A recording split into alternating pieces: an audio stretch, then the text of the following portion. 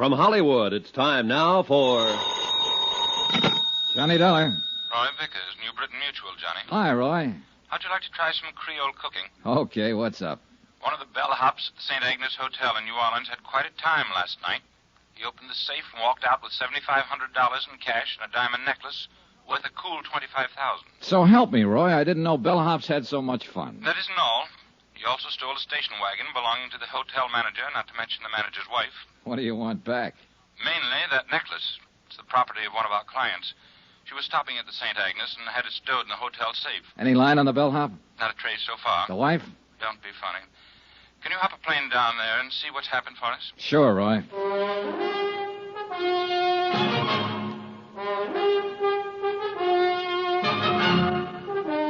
Tonight and every weekday night, Bob Bailey in the transcribed adventures of the man with the action-packed expense account, America's fabulous freelance insurance investigator... Yours truly, Johnny Dollar.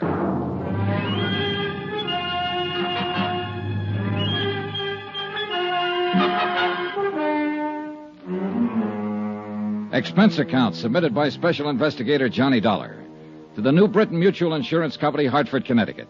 The following is an accounting of expenditures during my investigation of the Valentine matter.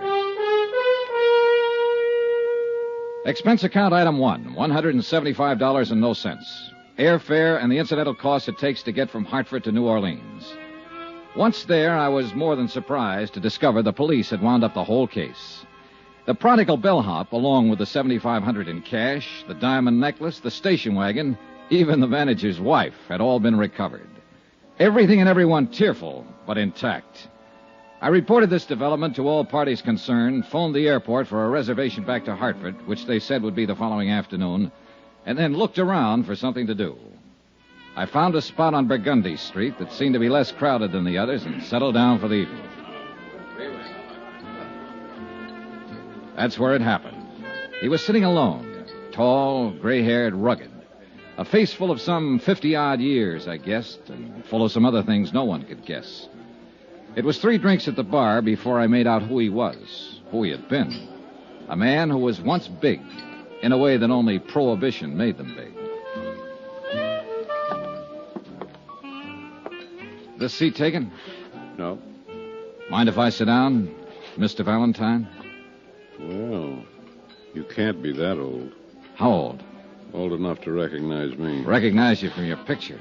A long time ago. Time. I guess I could tell you more about that than anybody. You a cop? No, I'm an insurance investigator. You were a cop once? Once. Can I buy you a drink, Mr. Valentine? Damn's enough. Sure. You're doing better than the boys in the force. I've been living in New Orleans for 3 months now. Nobody's called on me. Any reason why they should? No. No, there isn't. But then no one's ever figured out a way to stop a policeman from making a visit when he wants to. That's true. Yeah, it's a funny thing. There's a lot of policemen I've liked in my day. Visiting policemen. That is, on certain days. You're too young to remember much about it, Dollar, but a long time ago, a bunch of old women made a law called the Volstead Act. Sure. Prohibition. Everybody heard about it. Including the old women who passed the law. You see, this law was supposed to be for the other guy, not for them. Anyhow, a lot of people started bottling up violations of this Volstead Act. You tired? No, not a bit, Dan. Well, it got me a lot of money and a lot of trouble. 13 years for income tax evasion, finally. Ended just 3 months ago when I came here to live happily ever after. Funny. No. New Orleans is a nice, quiet place to live. Better still, no one's bothering you. That's the way I want to keep it. And they can pass 1,000 stupid laws, and I'm not going to fall for any of them. Everything the book says, everything in order. How's that sound? Pretty good. You believe it? Yes, I do. Then I've got my point over. I'm flattered that you recognize me, Dollar. I paid back 10 days for every one I took. Now, all I ask is that you don't ask the police to bother me. Okay. As far as I'm concerned, Dan, you didn't even have the dinner I'm about to buy for you. Dollar, it's nice to come out of prison and be recognized by a nice guy. Where we go, Jimmy Moran's? That's where we went, and it was a swell dinner. Only Dan Valentine didn't eat much of it. He tried to smile and crack wise, but there was a sadness about him that stood in the way. I wanted to ask him more questions about those days back when, but I didn't. We dropped into a couple of other places. The Absinthe House, Joe Glorioso's. We listened to some jazz and drank Sazeracs and walked along Canal Street. Finally, we shook hands and said goodnight. Expense account item 2, $26.26. Hotel, board, and miscellaneous. The next morning, I packed my bags, checked out of my hotel, and was about to take a limousine out to Mobile Airport. Oh, Mr. Dollar? Yeah. A message for you. Oh, thanks. It was from a police officer on the New Orleans force, an Inspector DeBaca. Could I drop by before I left town? I went right over and met DeBaca, a tall, lean, gray-haired man with 30 years' service who kind of puzzled me at first. Thanks for coming by, Dollar. Sure. Sit down. What's up? The bellhop take back his confession on that necklace theft? No. This is something else, Dollar. Dan Valentine. Oh. You met him about 6:30 last night. You had 2 drinks with him, and you went over to Moran's and had dinner. You went to 2 other places. You left him at 11:30. Yeah, I also brushed my teeth when I got back to the hotel, but I bet you can't tell me what color my pajamas Now, take it easy. Just take it easy. Maybe I'm saying this bad. He doesn't know it, but we've been keeping an eye on Danny ever since he showed up in New Orleans. Just so happened you were with him last night, and you did business with us here yesterday afternoon. So? We want to know if you had any business with Dan Valentine. Don't be funny, Inspector. Okay. Now, don't get huffy. Let me put it this way. Dan came to New Orleans 3 months ago, bought a house out in Jefferson Parish. He hired a housekeeper, bought himself a little car, took up fishing every afternoon or just walking. Nothing wrong with that? No, of course there isn't. We liked it fine. The boys in the car drive by now and then to look at him. Just look. No questions, no knocking on the door. When we see Danny in town, we turn the other way. Just look, you see? Sure. Now, he doesn't have any visitors. No old pals from Chicago or New York or Detroit come to see him. He lives alone. And he likes it. That's what he told me. You're his first visitor. Now, I just wondered. You wondered wrong, DeBaca. Okay. I had to ask about it. You know how it is. Yeah. Excuse me. Yeah? Okay. Right on cue. Your pal just stopped a couple of bullets. Huh? Danny Valentine. Come on. According to the uniformed officer who had put in the call, a newspaper boy had found Valentine lying on the sidewalk and roused the neighborhood. One of the residents had carried him inside.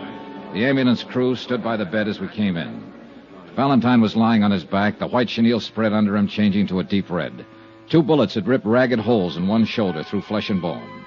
But he was just as self-contained as ever. I got the idea you were going to stay out of trouble, Dan. I didn't know I was in any trouble.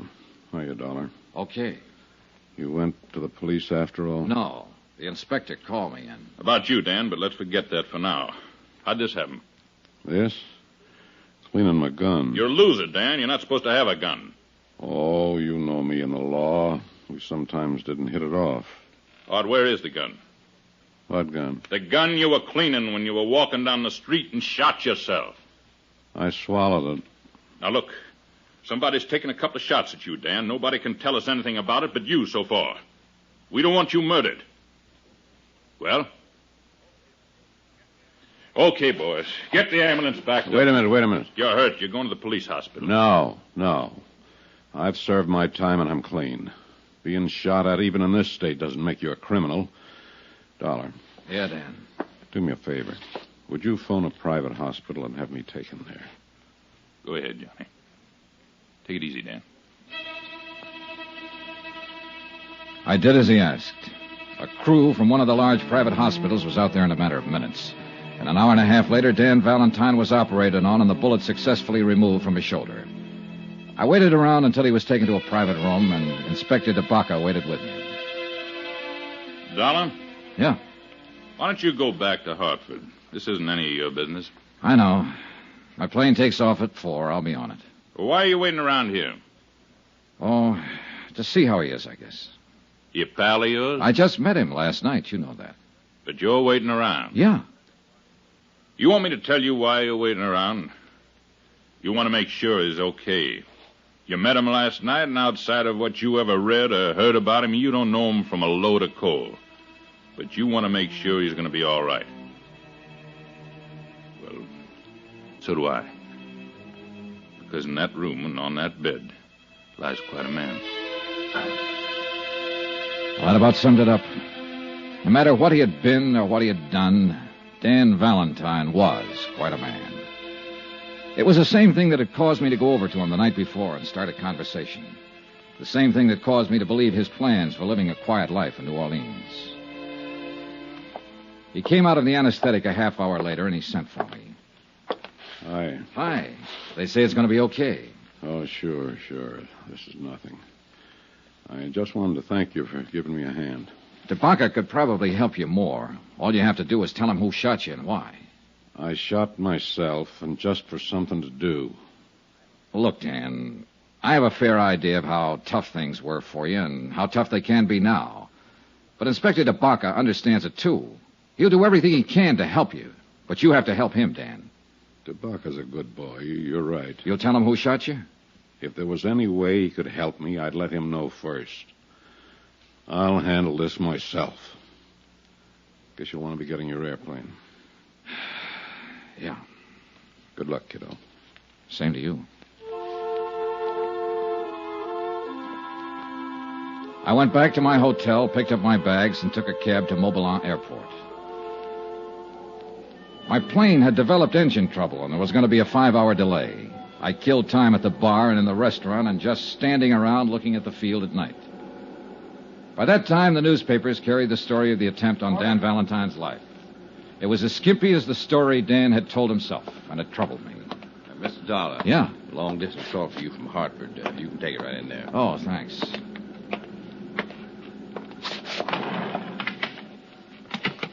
Johnny Dollar. Roy Vickers, Johnny, at New Britain Mutual. Glad I caught you. Just waiting for my plane back to Hartford now. The story about Dan Valentine's in all the papers up here. Have you read it? Yeah, I was in on it, in a way. Somebody shot at him today. He won't tell who. Says he'll handle it himself.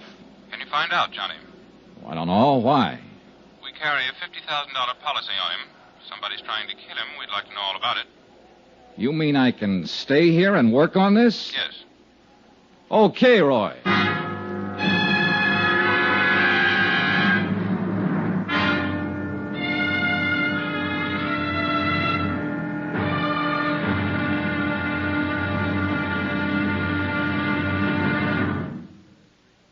There'll be another intriguing episode in our story of the Valentine matter tomorrow. Tomorrow, all the King's men that could be the New Orleans police force try to keep one man alive.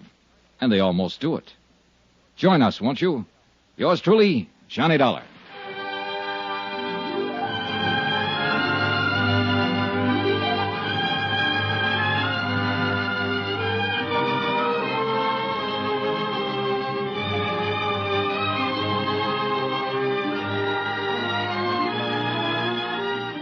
Yours truly, Johnny Dollar, is transcribed in Hollywood. Written by John Dawson, it is produced and directed by Jack Johnstone. Be sure to join us tomorrow night, same time and station, for another exciting episode of Yours truly, Johnny Dollar. Roy Rowan speaking.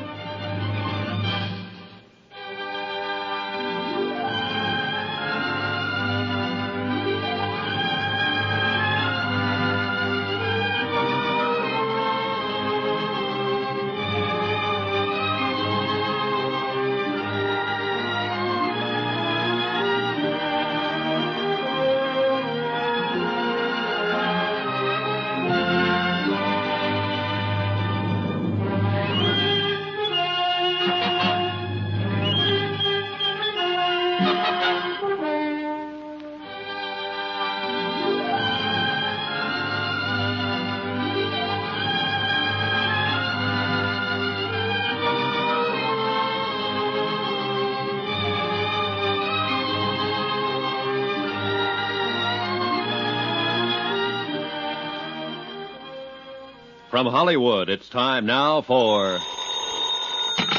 Johnny Dollar. This is Charlie DeBacca down at headquarters. You left a call for me? That's right, Inspector. Thought you went back to Hartford. What now?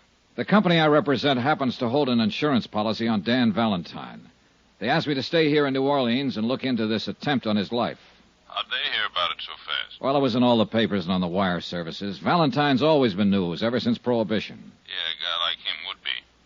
Well, you know as much as I do, darling. No lead yet. He's still quiet about the whole thing? Just like a mouse who won't open up, except to say he'll take care of it himself. Maybe it'll help matters when he finds out the insurance company's interested. You know something? What? I don't think me, you, the whole force, the insurance company, or anybody else can keep that bird alive unless he helps us.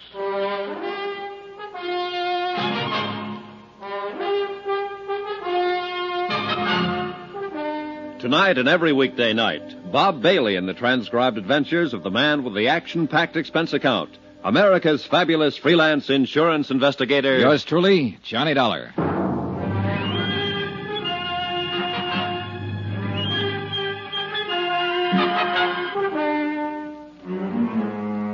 Expense account, submitted by Special Investigator Johnny Dollar to the New Britain Mutual Insurance Company, Hartford, Connecticut. The following is an accounting of expenditures during my investigation of the Valentine matter. Expense account continued. Item 3, $3. One telegram to Roy Vickers in Hartford requesting a copy of the policy contracts between New Britain Mutual and Dan Valentine, plus the name and location of the beneficiary and any other data on the case. After that, I walked over to the police station and looked up Inspector DeBacca. Sit down. Thanks. I don't quite get this, Dollar. What's your part? Well, the insurance company would like a full report on everything that's happened, that's all. You could give them that on the back of your thumbnail, couldn't you? Not quite, Inspector. Oh, you mean a separate report from what we have? Something like that, yes. Well, it's their dough. They can spend it any way they want to, I guess. If there's any reason for them canceling the policy on Valentine, they'll do it. The fact that somebody shot at him a couple of times and came near killing him is one thing. The fact that he won't open his mouth about it is another. They're looking for a way out? I didn't say that. They just want to make sure about everything, that's all. An insurance policy's a contract, mutually beneficial to both parties. Both parties have to keep the line of that contract. They don't figure Danny Valentine's running around shooting himself for insurance money. Inspector, they don't figure anything.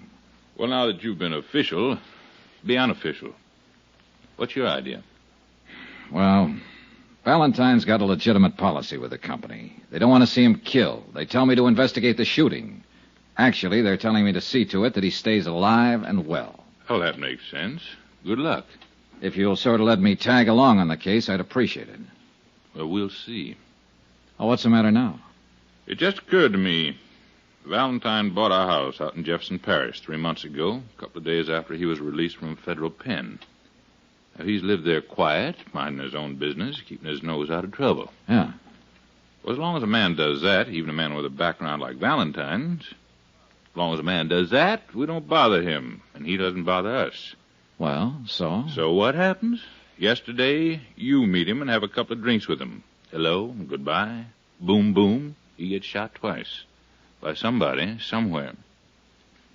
You a bad news boy? Now, that's as wild as you can get. We had nothing together except the drinks. You sure? I'm sure. Well, I'm thinking about it just the same. Here. Be back in a minute.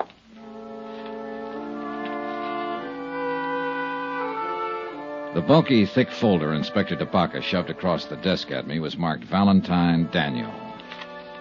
It started in 1915 and was fat with yellowed clippings all the way through 1942. It was a pretty good history of Dan Valentine and the age he lived in. He was born in Ireland and had fought in the Irish Rebellion. He was regarded as both hero and scoundrel. For his own good, he came to America. Somehow, he started out in the wholesale drug business. And understandably, it was an easy step to making prohibition alcohol. And an even easier step to make prison on an income tax evasion charge. The folder mentioned a wife and a daughter who seemed to have successfully avoided most of the newspaper headlines that had involved Dan Valentine. There was one picture of Mrs. Valentine taken in 1928. That's about as far as I got when DeBacca came back into the room, not alone. Interesting stuff? Very, Inspector, very. Well, here's something more interesting. My men have been covering the neighborhood where the shooting happened yesterday afternoon. This man's a witness.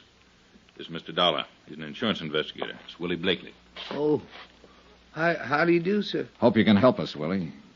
Well, I can try, I really didn't see too much. See, I was on my milk truck, and I saw this fella, this big fella, walking down the street.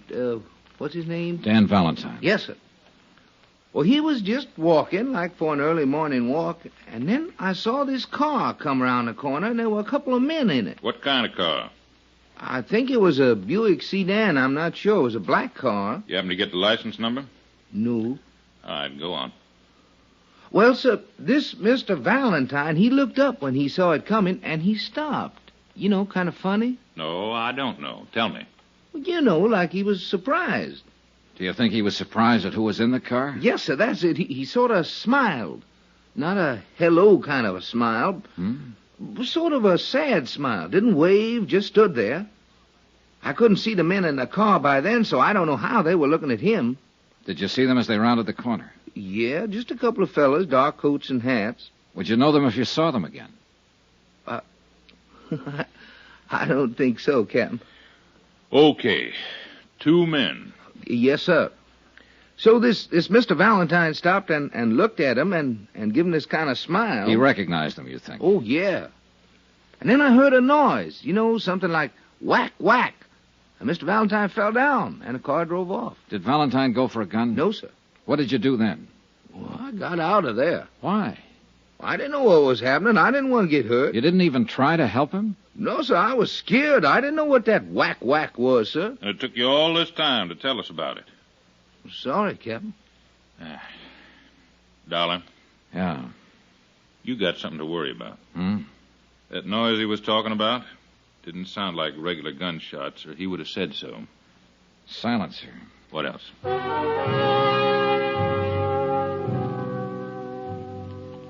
Inspector DeBanca continued to question the witness, trying to ascertain more details about the shooting, the car, and the men inside the car. 4 hours later, when I left, he was still at it.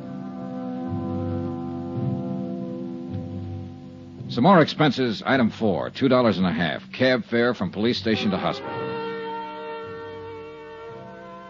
I thought I'd drop in and take a chance on Dan Valentine coming across with some information. Sorry, no visitors. It's pretty important. I'm a friend of his. I'm sorry. When can I see him? That's hard to say. Mr. Valentine's condition is not too good. What? Well, nothing to be alarmed about. He lost so much blood that he's in a weakened condition. The doctor's ordered a transfusion. Oh. You can phone in later if you like. Excuse me. Yes, ma'am? I should like to see Mr. Valentine, please. I'm sorry. I was just telling this gentleman. That's impossible. How is he? He needs rest. The doctor feels he'd be better off without visitors at the moment. Thank you. I had a feeling about the gray-haired, well-dressed woman, and I hurried after her down the long corridor outside the hospital. I was just in time to see her take a cab that had been waiting at the curb. I managed to hail one myself, and we tagged along Canal Street behind her until she paid off the driver in front of the Roosevelt Hotel. I was right behind her when she stopped in the lobby and got a key to room 1016. I gave her 5 minutes, then I knocked on her door.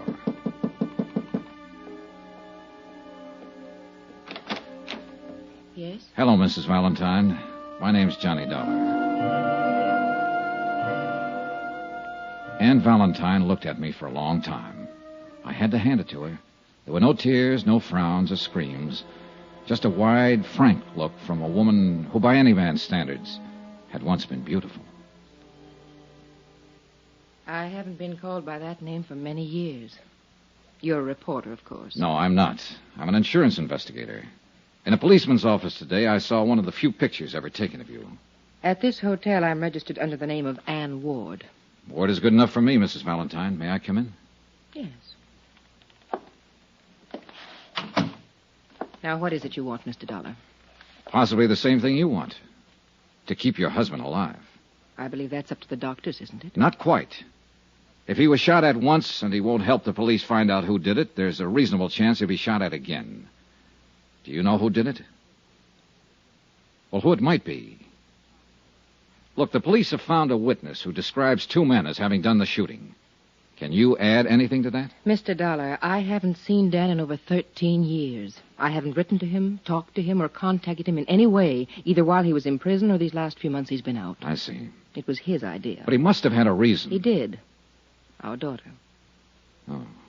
She believes that Ward was her dead father's name. Do I make myself clear? Yeah.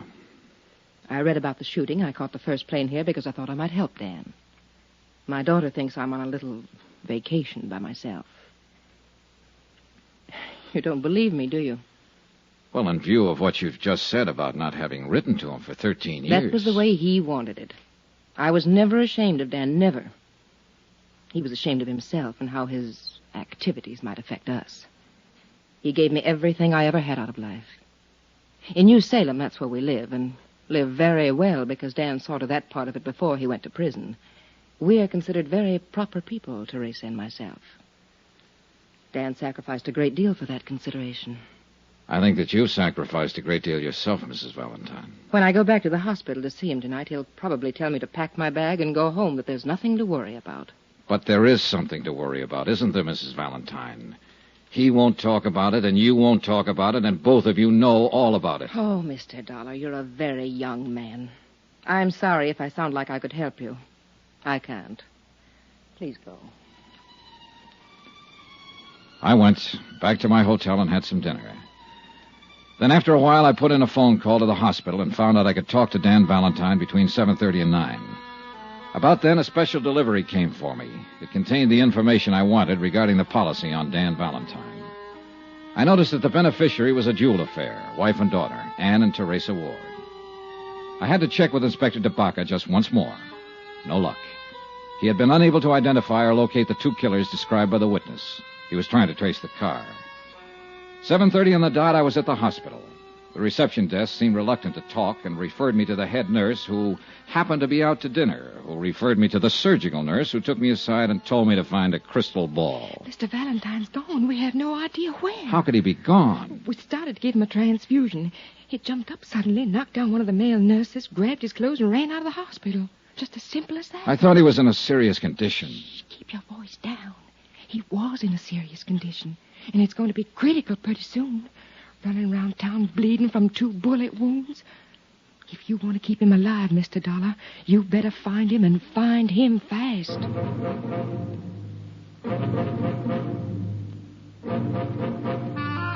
I thought over what Dan Valentine had told me in the hospital earlier, about taking care of the matter himself. And the more I thought about it, the more I realized he was going to do just that, even if it killed him.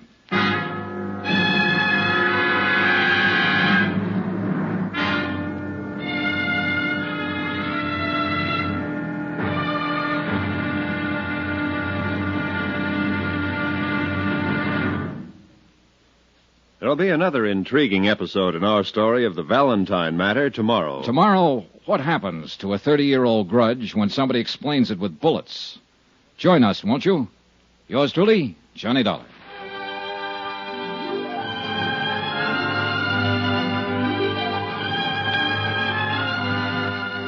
Yours truly, Johnny Dollar, starring Bob Bailey, is transcribed in Hollywood. Written by John Dawson, it is produced and directed by Jack Johnstone. Be sure to join us tomorrow night, same time and station, for another exciting episode of Yours truly, Johnny Dollar. Roy Rowan speaking.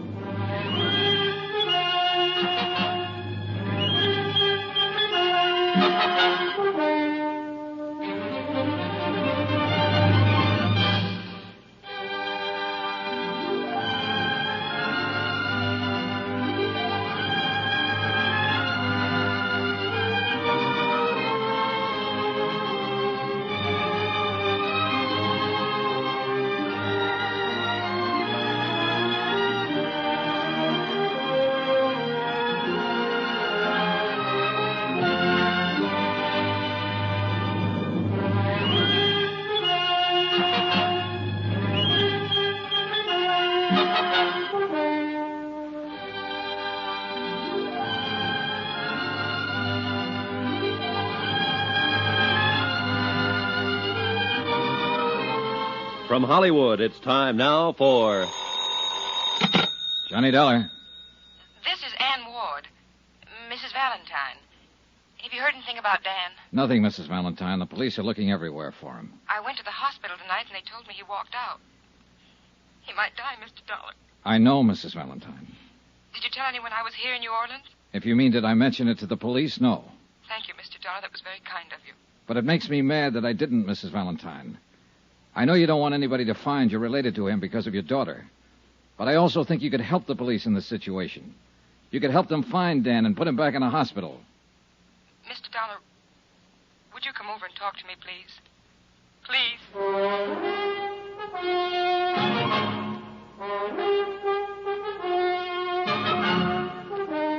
Tonight and every weekday night, Bob Bailey in the transcribed adventures of the man with the action-packed expense account, America's fabulous freelance insurance investigator. Yours truly, Johnny Dollar.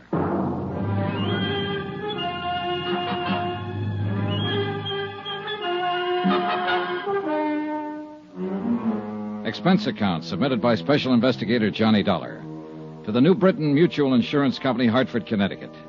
The following is an accounting of expenditures during my investigation of the Valentine matter. Some more expense. I believe this is item 5. Yeah, $4. 4 drinks for myself. When a next big shot of the roaring 20s like Dan Valentine carries a $50,000 life insurance policy and walks down the street one day and gets himself shot and refuses to disclose who fired the bullets, I have to do the worrying for the insurance company. When he decides to leave a hospital bed minus a pint or two of blood, I have to worry some more. I needed those drinks. You can just say I liked what I'd seen of the guy, and I didn't want him to walk around New Orleans bleeding to death.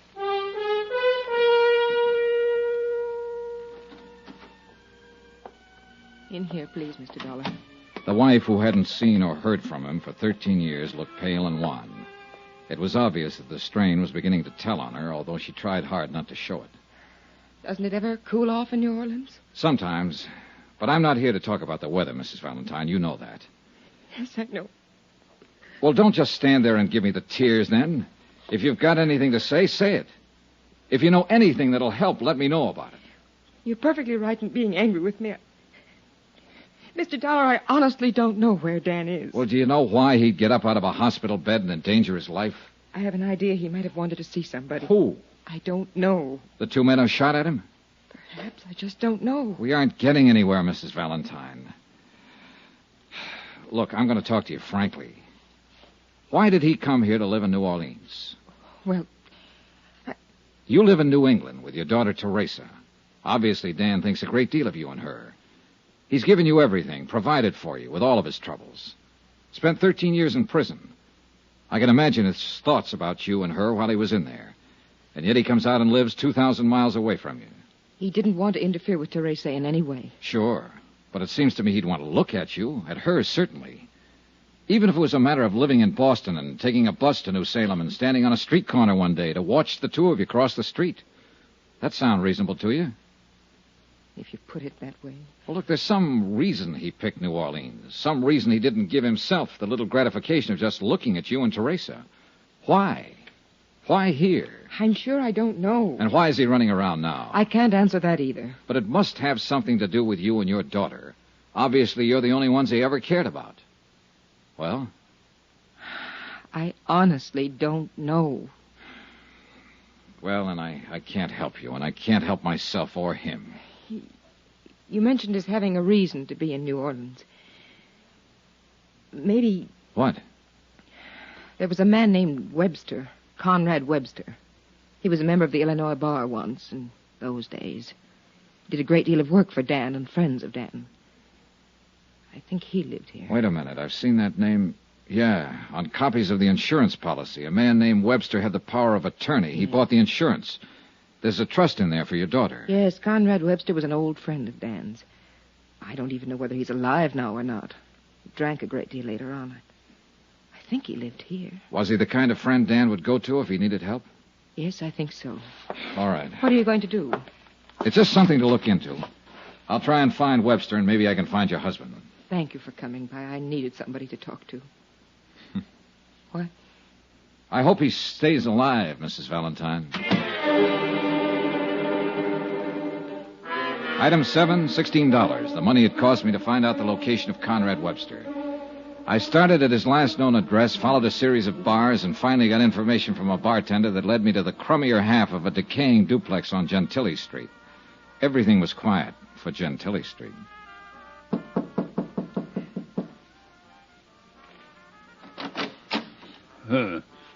Young man, the drugstore delivers what I need most. The telegraph office what I dread most. Obviously, you represent neither, and therefore you are no concern of mine. Wait a minute. Are you Mr. Webster? Conrad Webster? I am he, and I am drunk and disheveled, and it is 3 o'clock in the morning. I'd like to talk with you. May I come in? You may not. This isn't exactly the hour for making calls, but I did stop by and pick up something to take the edge off. Sir, huh? It's bonded. Oh, inside. Now then, you were going to apologize. Here you are, Mr. Webster. Oh, well.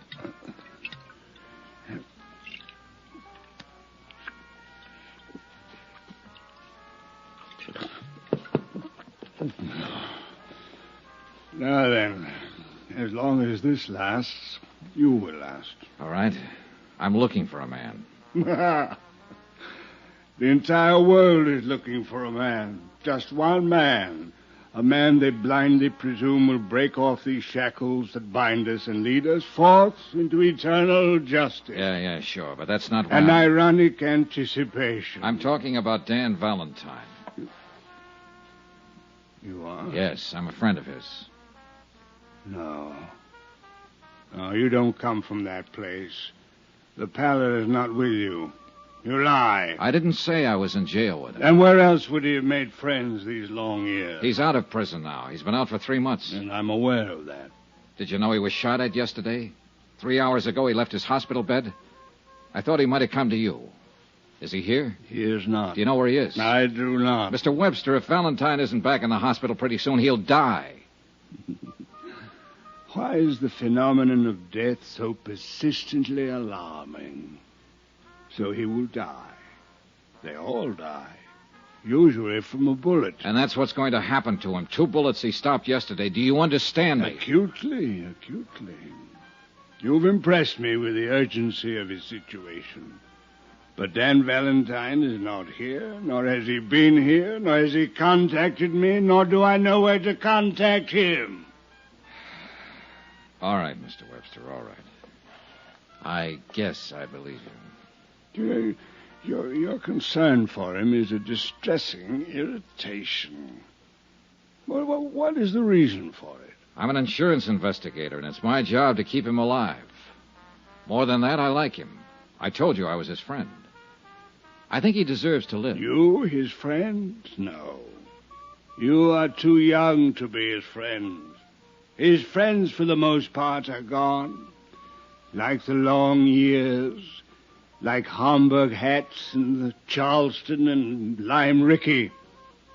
The ones who are left are broken and tired and faded, with old faces like mine, like his. And we should be gone, too. Another age is here. This is my sadness. As for yours, Dan Valentine should never have lived in that age or this age. He was meant to be an explorer, a pioneer who conquered a wilderness, not a racketeer who conquered a west side. Are you sure you're his friend, Mr. Webster?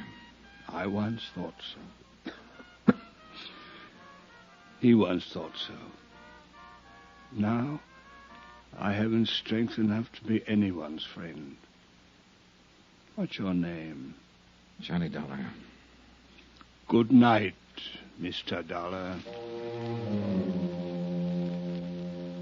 The look in Conrad Webster's eyes held the same sort of sadness I had seen in Valentine's eyes. But they were different, too. They held a weakness. The strong, sad eyes were somewhere else in the city, walking alone, probably looking for 2 gunmen, and the lifeblood was slowly draining from the body that sparked them. I went back to my hotel and tried to sleep, but sleep wouldn't come. I was still rolling and tossing at 7:30 the next morning when orange juice coffee in the morning paper came up. A nationwide syndicate had picked up the new development in the Valentine shooting and gone to work on it. Among other names they mentioned in giving a resume of Valentine's career were his wife and daughter, living in New Salem under the name of Ward. Hello? This is Johnny Dollar. I just read the morning paper, Mrs. Valentine. Oh, yes. I'm sorry it broke for you this way. That's very kind of you to say so. Maybe it's for the better, anyhow. For For years I've been wanting to tell Teresa who her father is, what he's like. I'm going to call her later today. Tell her where I am, explain why I'm here. I think she can take it. You're doing pretty well yourself. Thanks again. Any word yet? No, we still can't find him. Mr. Webster, did you find him? Yes, he wasn't much help. The New England paper said that Mrs. Ward was out of town. Sooner or later they'll find out what town Mrs. Ward is in, I'm afraid. Well, maybe you'd better get another hotel. Use another name. Yes. All right, I'll wait to hear from you. Mr. Dollar. Yes? Thank you. I put in another call to Inspector DeBaca and asked him about developments. Valentine was still unlocated. They were covering drugstores and doctors' offices where he might seek assistance. The two unidentified men who had shot him were still unidentified. The police weren't able to dig up any more witnesses or get any line on the car. By 4 p.m, Mrs. Valentine had still not called me to report a new address. I got worried and went over to the Roosevelt to see what was what. I was surprised to see Inspector DeBaca in the lobby talking to the bell captain. All right, son. If you remember anything else, call me here. Yes, sir, I sure will. Hi. Hi, Dollar. Well, you want to talk first, or you want me to? All right, I'll talk first. Mrs. Valentine's been staying here under the name of Ann Ward. You knew that. Yeah. Why didn't you say anything to me? She asked me not to. Doesn't make any difference now, anyhow. That boy over there called us a little while ago. He said that Dan Valentine came in here this afternoon, went upstairs, came back down 15 minutes later with Mrs. Valentine. They both left together. Yeah, he must have seen the story in this morning's paper and guessed she was in town. That's the way I see it. Well, we're right back where we started from, and I'm about sick of it. We're a little better off. 2 people are easier to find than 1. We found them all right at 7 o'clock that night, and it was easy. 3 squad cars were already drawn up in front of the little hotel, and I noticed with a sinking heart that a hearse was there also. Dan Valentine and his wife were dead.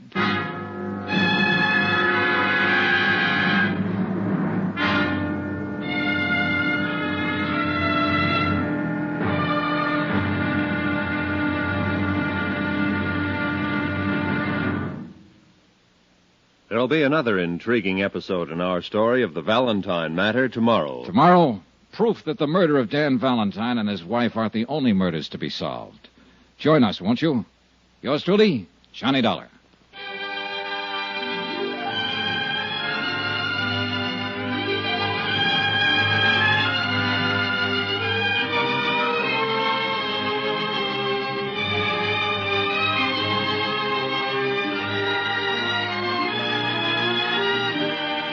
Yours truly, Johnny Dollar, starring Bob Bailey, is transcribed in Hollywood. Written by John Dawson, it is produced and directed by Jack Johnstone. Be sure to join us tomorrow night, same time and station, for another exciting episode of Yours truly, Johnny Dollar. Roy Rowan speaking.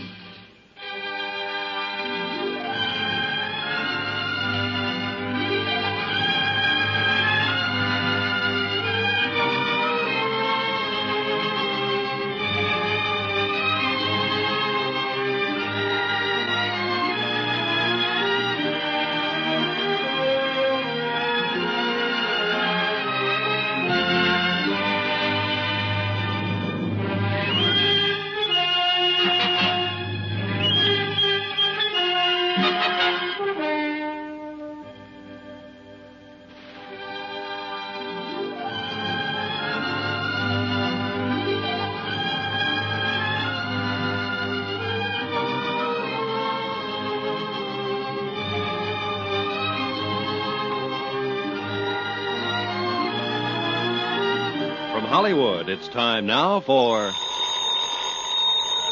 Johnny Dollar. What is all this, Johnny? Who's this? Roy Vickers, New Britain Mutual. What happened to Valentine? He was gunned down last night going into a hotel with his wife. No. The police here are turning the city upside down, trying to get a line on 2 unidentified gunmen. Well, couldn't you keep him alive? I couldn't even find him. Well, this is no time to be yelling at each other. I just left his daughter. Huh? She filed claim already? Through that lawyer Webster? No. She didn't even know anything about him until the papers broke the story. Well, I'm sorry I got annoyed for a second. Do what you can, Johnny. They'll want a full report. Sure, Roy, sure.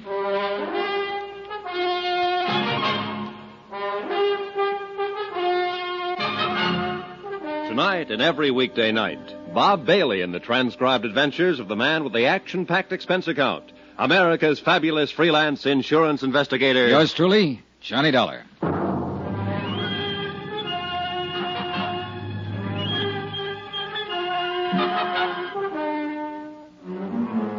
Expense account submitted by Special Investigator Johnny Dollar to the New Britain Mutual Insurance Company, Hartford, Connecticut. The following is a further accounting of expenditures during my investigation of the Valentine matter. Item 9, $7 for dinner. I had it with Inspector Charles DeBaca, New Orleans Police. He was a haggard, tired-looking man about that time. All of us were. You want some more coffee? No, thanks. 2 men, both about 6 feet, wearing dark suits and hats, medium to slight builds. One possibly 35, the other possibly 40. Well, that about ties up with the description of the 2 men who plugged Valentine earlier and earned him a place in the hospital. Yeah. We got more of a chance this time, though. Be some other witnesses. Somebody has to tell us what kind of a car they had and what direction they went. One thing, they weren't using silencers anymore. No, but they did a professional job. I think Valentine knew him, climbed out of that hospital bed to go out looking for him. Sounds reasonable. How do you figure the rest of it, Inspector? Well, Valentine saw the newspaper story and knew his wife was in town. He went over, got her, and I take it they were going to check into a new hotel when their friends showed up. She just happened to get in the way, huh? Sure. Why'd anybody want to shoot her? Why would anybody want to shoot him? Well, because no matter what he was now or how he was playing it, he still lived pretty hard way back then. A man who's lived the kind of life he has and done the things he has is bound to make a few enemies he'll remember. No, I think it has something to do with his family. I agree with you that Valentine probably made enemies all over. But he wasn't the kind of man to get excited about any of those kind of people. He pretty well knew how to take care of himself and handle trouble. That's why he was out looking for them. You sound pretty certain. It seems to me that if Valentine had been expecting trouble from some of the old-timers, he'd have carried a gun. Well, you got a point. But then again, he was pretty gentled up. You know how he spent most of his time? Painting. Huh? And that house he bought out in Jefferson Parish is covered with pictures he's done since he's been out. Oils. Pretty good, too. And when he wasn't painting it, he was listening to music. You'd hardly think of Danny Valentine taking up the arts. Hardly ever. Well, I've got to make a call and get busy. Yeah. Inspector. Yeah? Any objection to me going out and looking around that house? It's your privilege. Personally, I'm going to look around town for a couple of gunmen. Anyone out there now? His cook, name's Yachino. Nice woman. Okay, I'll keep in touch with you, Inspector. Do that. Dollar. Now what? You forgot to tell me you looked up the old family lawyer, Conrad Webster, the other night. Oh, I was trying to find Valentine, the same as you. Well, if you happen to run into Webster again, you tell him to drop in and see me. Huh? He's missing. I didn't know what to say to that, so I left him standing there and went back to my hotel and shaved, changed clothes, and tried to go over the whole thing in my mind. I did phone into the police station and find out that the slugs that had killed Valentine and his wife were from an Italian-make pistol, a Rumbero, 37.5 caliber. So far, untraced. Expense account, item 10, cost of cab, from my hotel to Danny Valentine's house in Jefferson Parish.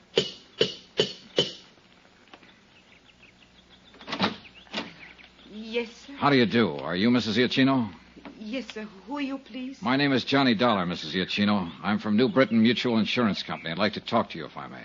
About Mr. Valentine? Yes. Not right now, Mr. Dollar. Some other time, huh? Well, if you prefer it that way, Mrs. Iachino, but... It's been a hard day here. I mean, Mr. Valentine's death and his wife been killed with him. All of these policemen in and out of here, and now Miss Ward and all. Miss Ward? His daughter? Yes, she's here. Arrived 2 hours ago. Stay here. Could I see her? You come tomorrow, Mr. Dollar, please. Huh? Tomorrow. Mrs. Yachino. Yes, Miss Ward. Who is it? Mr. Dollar. He's from the insurance company. Insurance company? Yes. I'd like to talk to Mrs. Yachino. Teresa Ward stood at the base of the iron grill stairway, tall and dark-eyed. And I saw that, like her mother, she had a quiet intensity about her face that made it beautiful. At the same time, ageless. She smiled politely at me. I could only stand there without speaking for a long moment, looking at her. Then Mrs. Giacchino excused herself, and we were alone. I wanted to talk to someone who might be able to give me a little more information about all this. It's all quite new to me. I'll tell you what I can, Miss Ward. My name is Valentine, isn't it? Really, Valentine? Yes, it is. Well, suppose we correct that mistake right now. Sure. There's nothing wrong with Valentine. From what a Mr. Vickers from the insurance office in Hartford told me, I'm to be quite well off because of this man that was murdered. You mean Dan Valentine? Yes, Dan Valentine. They tell me he was my father. Who told you? Oh, reporters at home and your insurance company. Mother told me my name was Ward. Poor thing. Must have been difficult for her over the years keeping the secret from me. Yes, she told me she thought it was the best thing. She, the same as he did. Tell me about my father. Was he a bad man? Oh, as good or as bad as the Volstead Act made people. I only met him a couple of times. To awaken one morning and discover that you're the only daughter of a famous racketeer who's been murdered. Look, Miss Ward, if he had anything to do with the way you turned out, with what you seem to possess within yourself, I'd say offhand that whatever he was or did, he thought of you. Are you flattering me? I'm not trying to. You seem like a very nice person. And so do you, Mr. Dollar. Will you tell me all about this, please? Well, let's see. You're 21, isn't that right? Yes. Just about 15 years ago or so, your father was on trial for income tax evasion. Just before he was convicted, he set up a trust fund with my insurance company to provide for you. It's been paying money for your support and education ever since. According to the terms of the trust, all of the money becomes yours now that your mother and father are dead. It comes to well over $50,000. That's all there is to it? Mm-hmm. I suppose I'm grateful to him. I suppose I should be grateful. I can't say that I'm particularly sorry about his death any more than I would be if any other human being died violently somewhere. But about Mother's death, I miss her very much already, Mr. Dollar.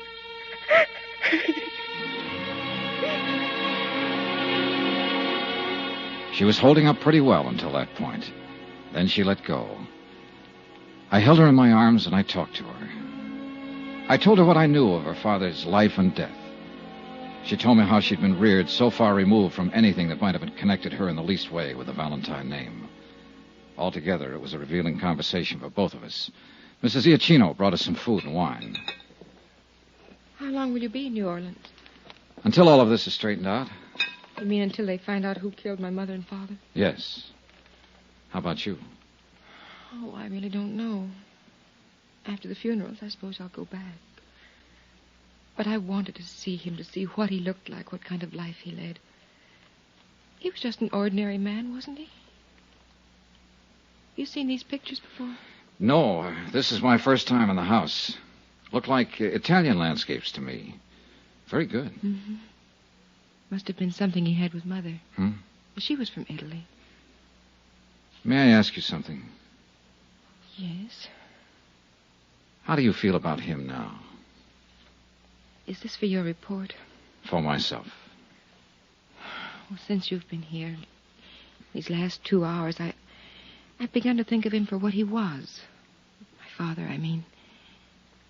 I'd like to know why he was killed and who did it. Will I see you again? I hope so. Terry. Yes? I hope so very much. So do I, Johnny.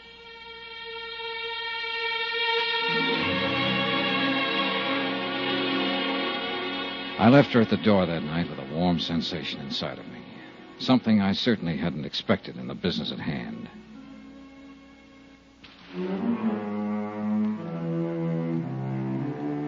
The next morning, I was back at the house talking to Mrs. Giacchino. She gave me all the information she could remember about Valentine's activities. All of it accurate, but lacking in any possible clue as to the identity of the two men who had killed him and his wife. I had breakfast with Terry there and helped her with funeral arrangements. Then I spent a solid 12 hours with Inspector DeBaca, who had still not located or identified the two mysterious men. However, there were other developments. This may be something, Johnny. Oh? Conrad Webster's been found. Huh? Out by Lake Pontchartrain. Just identified him. He was shot to death with a 37.5. Italian gun? Yep. Just like the one that killed Dan Valentine and his wife.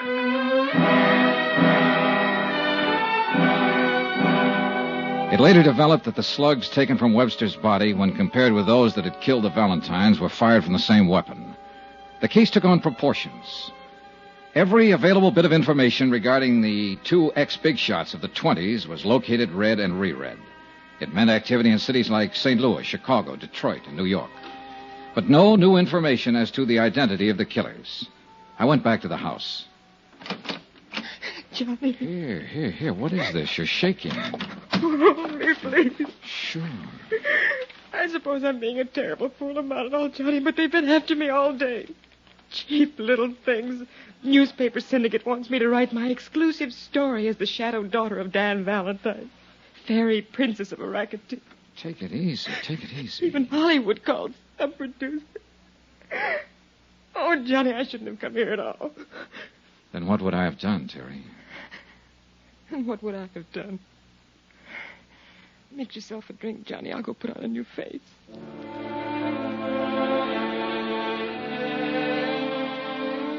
It had become apparent to me in the short time I'd known her that she'd grown to love the memory of her father. Also, that the pressure of all that had happened was beginning to take its toll on her.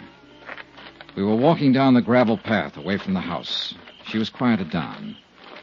I suppose I was thinking how nice it would be to kiss her. I twisted, trying for the gun inside my pocket, but there was nobody to shoot at.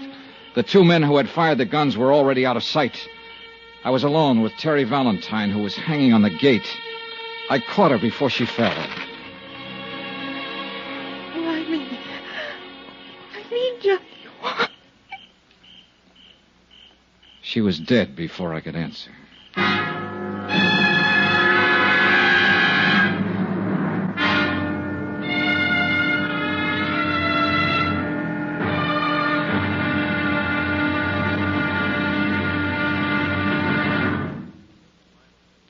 There'll be the final intriguing episode in our story of the Valentine matter tomorrow. Tomorrow, a sober lesson in how long, how far, and how deadly one man's hate can be. Join us, won't you? Yours truly, Johnny Dollar.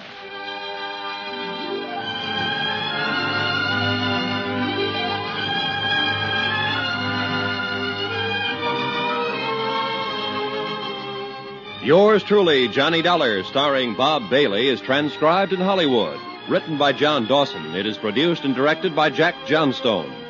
Be sure to join us tomorrow night, same time and station, for another exciting episode of Yours truly, Johnny Dollar. Roy Rowan speaking.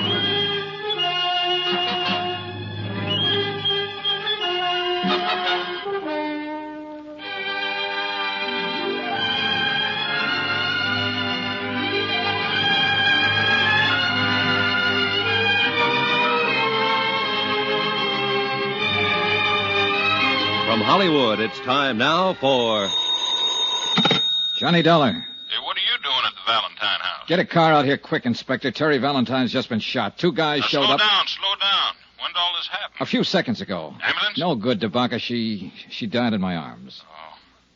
Well, do you think they're still around there? They must be. I'm going looking. Now, wait a minute. This is a police matter. You stay put. I'll have a car there in 5 minutes, and you can... Johnny, I heard that. Your gun. Now, look, you're all wound up. Don't do anything.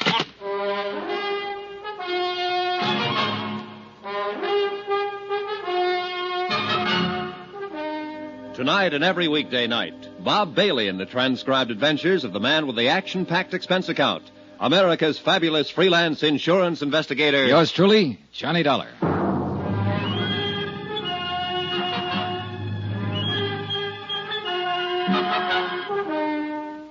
Expense account submitted by Special Investigator Johnny Dollar to the New Britain Mutual Insurance Company, Hartford, Connecticut.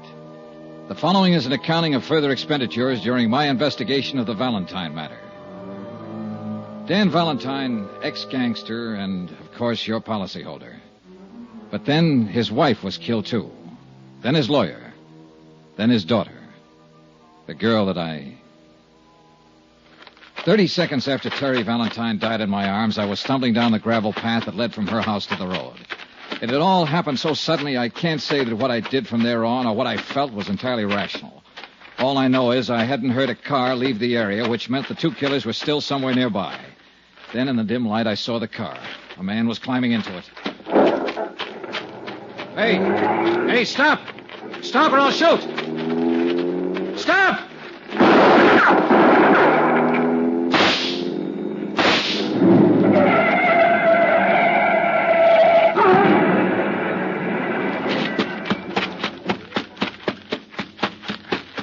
Get out of there. Get out of there and get your hands up. I'm hit. I'm afraid to move. Come on, get out. Come on. I'm coming. You two, come on. It's no use on him, mister. He used up. You got him real good. Ooh. I need a doctor. Help me get to a doctor. Stop right there. Doctor. Stand still. You pretty tough fella. What's your name? Sisto. Sisto what?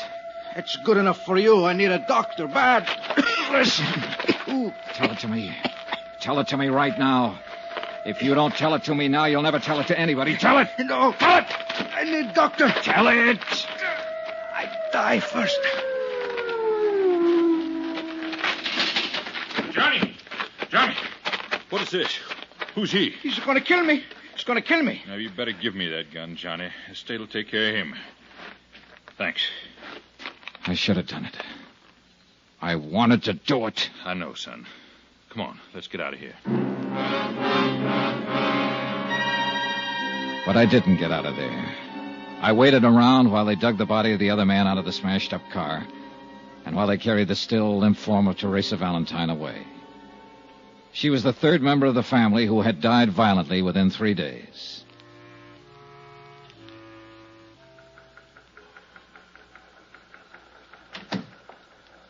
I'm sorry about it, Dollar. Inspector, I was hoping I might have been wrong. That she wasn't dead. Oh, you weren't wrong. Which one shot her? Huh? The dead one? Or the one we still got in the hospital? Oh, I don't know. Both of them, I guess. You don't feel like talking to it. I'm just trying to pin it down. Well, what about him? Can't get much out of him so far. He's in pretty bad shape. Let me ask him some questions, Inspector. I'm no police officer. I don't have to obey any rules. Now, take it easy, kid. You were about to do that once, and we'd be holding you for murder if you'd have gone ahead. I know how you feel about Teresa Valentine.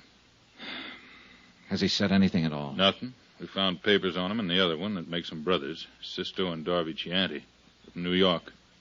So far, there doesn't seem to be any connection with the Valentines. But people like Valentine make a lot of enemies. But that girl doesn't figure. Yeah. I know you talked to her a lot these last couple of days, Johnny. What'd you say? Oh, nothing that had anything to do with this. You know yourself she didn't even know her name was Valentine until her father got shot at. Yeah, that could have been an act. And you could have been 20 feet tall. Just trying. Try with that punk you got upstairs in the hospital. We will, Johnny. We will. Just... Pardon me.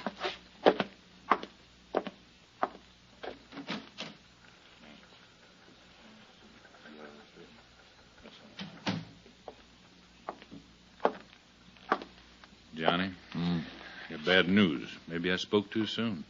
Why? Sisto Chianti died 5 minutes ago. Expense account, item 10, $10, car rental. I went out to the Valentine house once more. Oh, Mr. Dollar. Hello, Mrs. Giacchino. Please come in. So many policemen, so many reporters.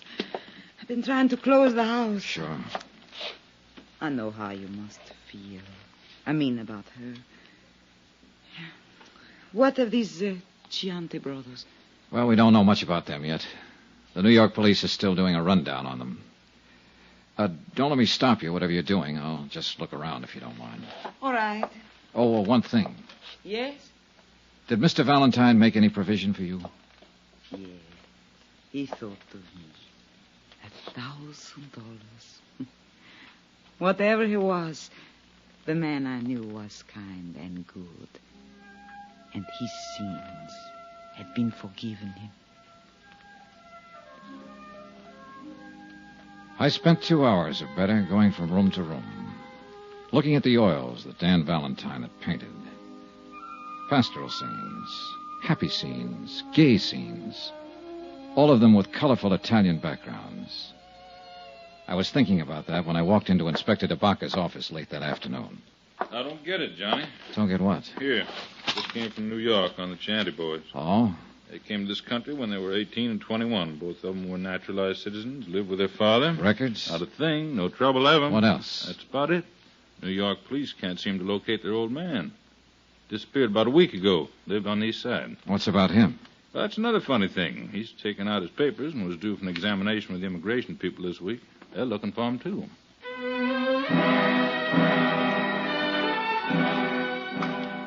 We went out and had dinner together and talked about the case. It had been a strange one.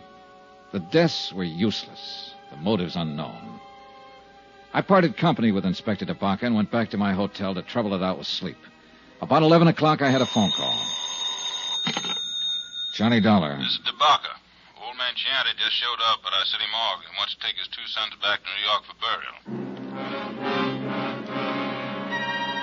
20 minutes later, I was standing in the coroner's office while Inspector DeBacca led a small, wizened old man into the room and sat him down on one of the chairs. Mr. Chianti, it's Mr. Dollar. How do you do? Mr. Chianti? I read about you. You killed my boys. Is it so? Yes. They'd killed 4 other people. I know. But why did they kill the Valentine family, Mr. Chianti? Why did they kill Conrad Webster, the lawyer? Do you know why?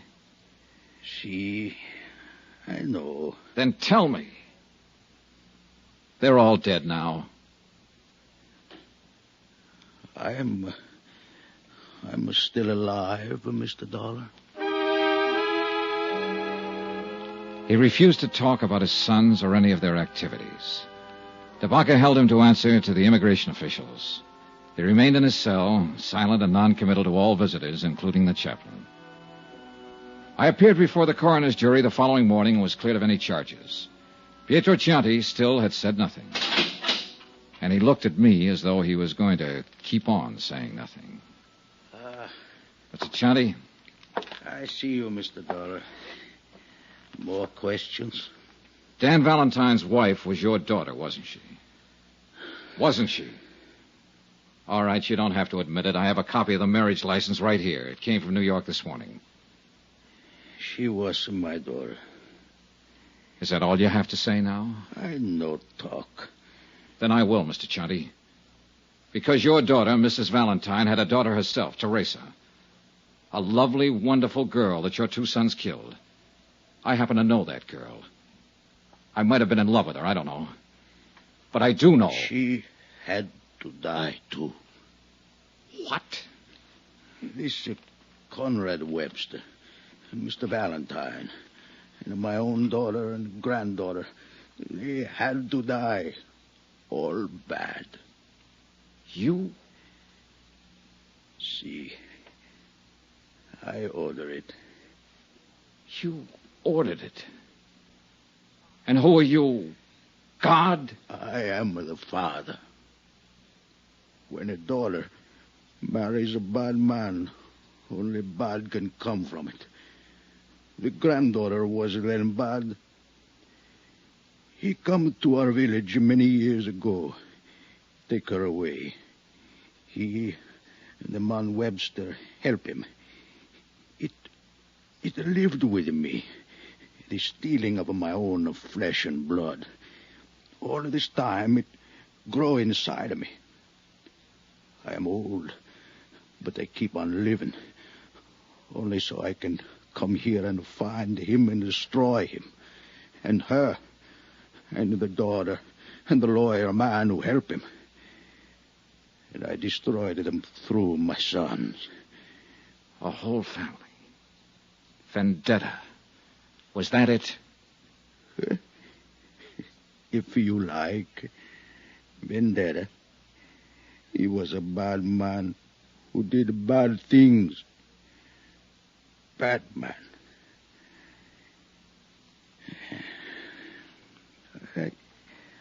I smoke now. You have a cigarro, eh? The disposition of old Pietro Chianti is up to the Immigration Department. I didn't stay around New Orleans to learn the results of all the extensive examinations that would have to be completed to test his sanity. I'd had enough of the town. Expense account, item 11, $140.20, hotel and board. Item 12, $28, car rental miscellaneous. That includes flowers to the Valentine family. Item 13, same as item 1, $175. Transportation back home. Expense account total, $1,290.38. Remarks? Whenever I close my eyes, I can see a lovely girl standing at the bottom of a long, curving stairway, smiling, because I'm in the room. That's all. Yours truly, Johnny Dollar.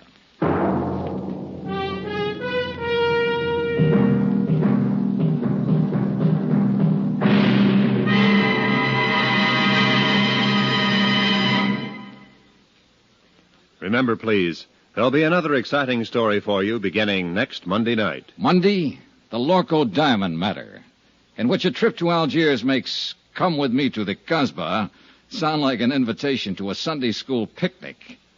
Join us, won't you? Yours truly, Johnny Dollar.